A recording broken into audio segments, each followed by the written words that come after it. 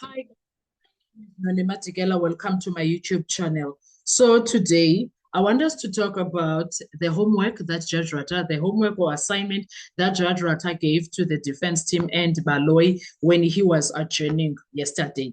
Let's quickly talk about that. I hope the video is not going to be long. What Mikey Kapa versus the state CCT 292/21 decided. Let's talk about that. In Mikey Kapa, the applicant was convicted largely on the basis of a hearsay statement from a deceased eyewitness. The admissibility and weight of that statement under the statutory scheme, Section 3 of the Law of Evidence Amended Act 45 of 1988, or LEAA, was central. The Constitutional Court considered whether admission of such hearsay might infringe fair trial rights under the Constitution because the declarant could not be tested by cross-examination. The court held that such issues do engage constitutional fair trial rights, and that when the court decide on admitting hearsay statements under LEAA, they must consider the interest of justice, which includes a constitutional dimension. On the merits, the court held that in Mikey Kapa case, the hearsay statement should not have been admitted because the declarant was the sole eyewitness relied upon for identification or presence at the crime scene.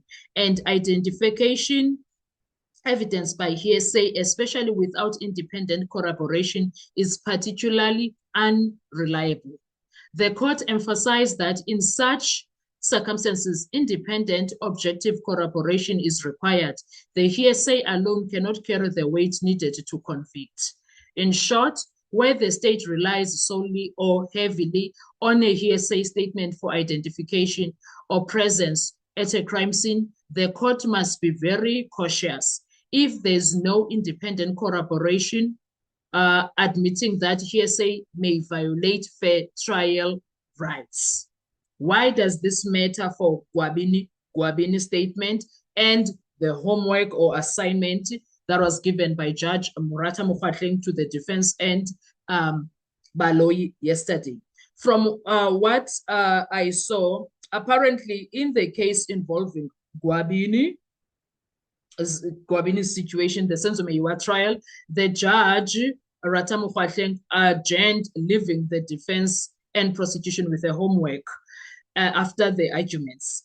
That suggests the judge recognizes a complicated evidential issue, likely relating to hearsay or admissibility, and wants parties to address some questions or produce further evidence or arguments. We don't know, we'll hear today.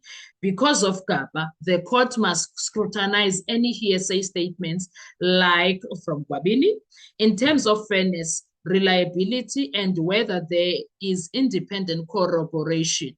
The homework could be a request to both parties to demonstrate or test whether the Gwabini statement meets the statutory and constitutional criteria for admissibility. Show whether there is independent objective evidence corroborating the core parts of the statement. E.g. presence at crime scene, identification, events described, etc. Analyze potential prejudice for the accused if the hearsay is admitted untested. Possible propose safeguards, for instance, excluding parts, calling additional witnesses, etc. In other words, the court is not simply going to rubber stamp hearsay the Kapa ruling erects a clear barrier. Hearsay only identifications without corroboration are likely unconstitutional or unfair. So what Baloyi must prove, the so-called state Gwabini statement, likely means the end challenges. If Baloyi must prove, you mean the accused or defense must show the Gwabini statement should be excluded or its admissibility challenged. Then under Kapa, the burden is likely on court or state to show admissibility is proper but the defense can show that reliance solely on hearsay, especially for identification, is unsafe. If there is no independent corroboration, defense or court may argue the statement should be excluded or at least treated with extreme caution. The assignment that was given to the defense and the state could be the mechanism for that challenge, forcing parties to present all evidence, arguments, and possible corroboration so court can assess fairly. So in what we are saying, the judgment might be signaling that unless the state can meet the requirements or the defense can show the statement is unreliable or uncorroborated, the hearsay Gwabini statement may not or should not be admitted, or at least not used as decisive evidence for conviction. What does this mean? What this does not guarantee and what remains uncertain. However, even though CAPA sets a strong precedent, it does not automatically invalidate every hearsay statement or guarantee acquittal. The admissibility or weight will always depend on context. As the court in CAPA said, sometimes hearsay may be admissible if there is sufficient corroboration and probative value. Thus, for the Gwabini statement, if there is independent, reliable corroboration, then it might still be admitted or relied upon. If the court deems there are sufficient indicators of truthfulness, the hearsay might survive. The assignment might lead to additional evidence which, dependent on its strength, could tip the balance either way. And then if Judge Rata is demanding strong corroboration, given the high stakes, likely a criminal trial, and given CAPA's warning about the unreliability of untested hearsay identification, I think a judge who adjourns to give that assignment is acting maybe in a good way, maybe in a bad way, we don't know. The defense should scrutinize the face set of Gwabini's statement and demand corroboration. The prosecution must be ready to supply independent evidence, for example, forensic eyewitnesses, admissions, timeline, etc. If they cannot, then admitting the statement will risk violating fair trial rights, and any resulting conviction would be vulnerable on appeal or possible miscarriage of justice. So that is where we are. Now, let's do a quick recap what CAPA actually changed. From the Constitutional Court's own material and academic or commentary summaries, CAPA versus State dealt with deceased eyewitness. We already touched on police statement used hearsay under Section 3, bracket 1, bracket C, bracket of the Law of Evidence Amendment Act of Act 45 of 1998.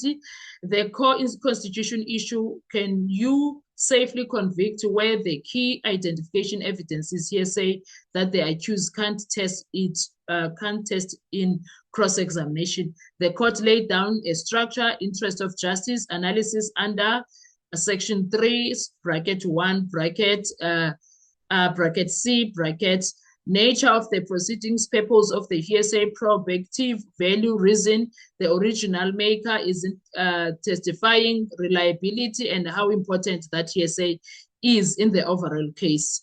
Majority: in that specific case, the hearsay could be admitted and used to uphold the conviction. Minority: Mbata AJ would have refused the hearsay and set aside the conviction, strongly warning about the dangers of convicting mainly on hearsay ID. So CAPA doesn't ban hearsay. It says if you are going to use decisive hearsay, especially for ID presence, you must show in detail why it's fair and reliable. That's exactly why Judge Rota is throwing CAPA at everyone and giving homework. Recent post-CAPA case actually used, even though the PDFs keep timing The law reports, head notes, snippet and citation show a clear pattern. High courts are actively citing Kapa to structure their hearsay rulings. Here are some examples after 24 January 2023, the Kapa judgment date. 1. Ramakau versus State, 28 October 2025, Court Free State Division appeal in a grape matter. The head notes, criminal law, grape proof of non-consent corroborated by forensic judgment. 2. Kapa versus State. How Kapa is used from the way it's cited. Court leans on Kapa's explanation of hearsay and the interest of justice test to decide how much weight to give hearsay aspects around consent and what counts as proper corroboration. It treats Kapa as the leading authority on how to admit or evaluate hearsay in criminal trial. Unknown name, Gauteng Division, Pretoria, 5/39/2025, 26 May 2025, Court, High Court, Gauteng Division, Pretoria.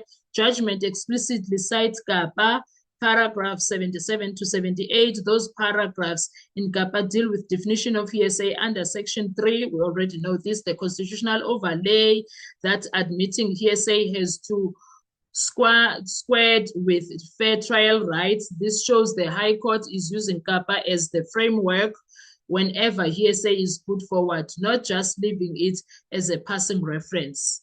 Another unknown name, Mpumalanga Division, High Court in Mpumalanga, paragraph 93, the judge says, snip from the result, as held in the constitutional matter of Kapa versus State, paragraph 79, and then goes on to apply that to the case hearsay situation. Paragraph 79, Kapa is about risk of untested hearsay and stresses cross-examination and reliability in the interest of justice inquiry. So again, Kapa is being used to police how hearsay is admitted and weighed, not just name dropped. Okay. Applicant versus respondent, Free State Division, they are also using Kapa. Judgment notes that the matter of Kapa, State versus, we already know the context from that, shows Kapa is being treated as a current binding constitutional authority on hearsay and fairness.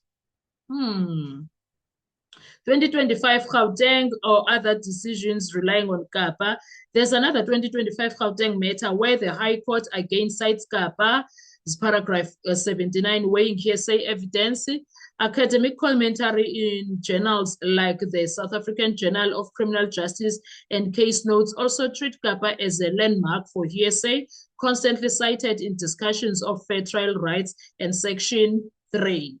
The pattern every time post-2023 High Court wrestles with hearsay in a criminal case, Kapa pops up as the anchor. What all this means for the Gwabini statement, now plug this back to Judge Rata's homework around the so-called Gwabini statement. The judge cannot just assume the statement is valid. Because of Kapa, the way High Courts are using it, Judge Rata is almost forced to, 1, identify clearly, is this Gwabini statement hearsay? If yes, which position of section 3 and also is LEAA being invoked. Number 2, apply the full interest of justice test from Kapa, nature of proceeding, serious criminal trial, heavy liberty interest. Purpose of the statement is it going to identify accused, place them at the scene, or prove key elements? Probative value, is it detailed, consistent, inherently plausible? Why is Gwabini not testifying or did not testify during the state case? Or why was he allegedly denied the opportunity, as the defense was saying yesterday? Alternative ways the defense has or doesn't have to challenge the allegation. If he doesn't do that, any ruling about the statement will be wide open on appeal, because other courts are on record applying Kapa in detail when hearsay is in play. Also, what Baloyi must prove, the so-called Gwabini statement really implies, given Kapa and the later cases, if the state Baloyi who wants to rely on statement, they now effectively have to put up a proper Kapa complaint case, prove that the statement exists, is authentic, and how it was obtained, show under which, what? Under which section 3 bracket 1 bracket root they are trying to admit it, provide independent corroboration for its likely allegations, ID presence roles, etc., address why Gwabini himself was never led as a witness during the state case, and what that means for fairness.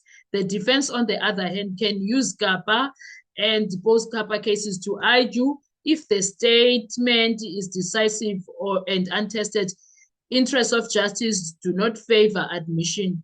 This echoes the minority in Kapa. Or at the very least, the court should give a very little weight unless backed by strong objective corroboration.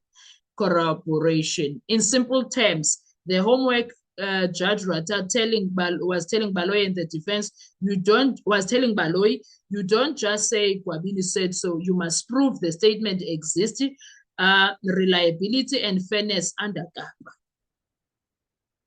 The strategic choice for Judge Ratta after arguments based on how the other courts have used Kapa, he basically has 3 options: admit the statement fully, but then must write a long, careful Kapa-style analysis explaining why interests of justice are met and what corroboration exists. This is what later High Court judgment have been doing when they allow hearsay. To admit it, but with warning bells and limited weight. Rely on it only where it matches strong independent evidence, and say clearly that without the corroboration, it would carry little weight. 3, refuse to admit it or treat it as effectively useless, using the minority reasoning in Kapa and the general caution in the post-Kapa cases. He would say, given the centrality of this statement and lack of fair testing, interest of justice doesn't allow me to rely on it. Which way he goes will pivot heavily on whether Gwabini was genuinely blocked from testifying versus simply unavailable. How convincingly Baloyi can prove the statement and tie it to a solid corroboration. I'm going to end there. I'm going to go on live, and then we are going to talk more on this. But it's quite interesting. So we just have to hear what Judge Ratta has to say about this. Anyway, thank you so much. I will see you on our next video. Bye-bye.